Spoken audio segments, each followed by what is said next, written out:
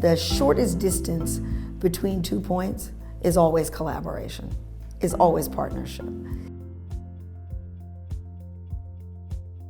We began the project with everybody thrilled with one another and so excited about what it was we were embarking upon. Brand new, public-private partnership, not anything we had ever done before.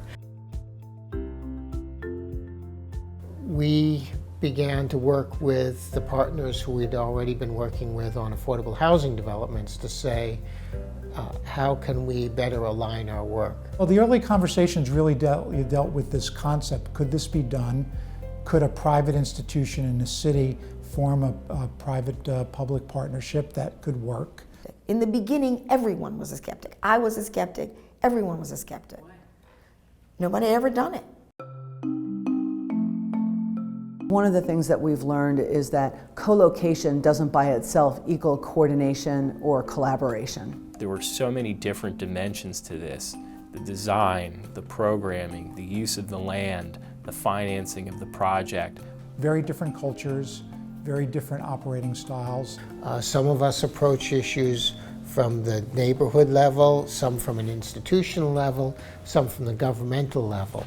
None of us use the same data system, so some use Salesforce and some use efforts to outcomes to Excel to like completely different systems. We went back and forth about the allotment of parking spaces for staff at one point. When we were talking, we thought we were talking about the same thing, but we weren't. Perfection can be the enemy of the very, very good. We know that we're never going to get everything right in every community the first time, but we've got to try some new things.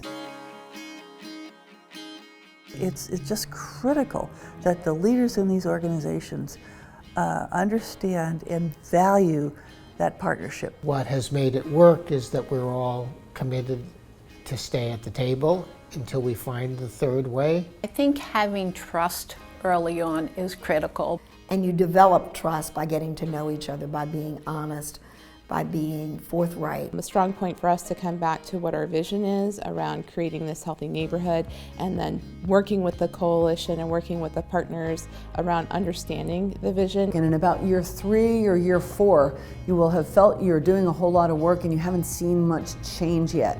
But what happens when you get to about year 5, you blow right through that wall. But it's really exciting work. It's exciting work because people's lives are really changed. In terms of what we will be able to bring to the neighborhood, the additional services, the increased access to all kinds of services, we absolutely think this was worth it. Without this collaboration, we're paying a pound of cure for things that an ounce of prevention would address. You're naive to think that you can do something like this alone. You can't. The magic is the partnerships. Forming them, maintaining them will get you more resources, more innovation, more creativity.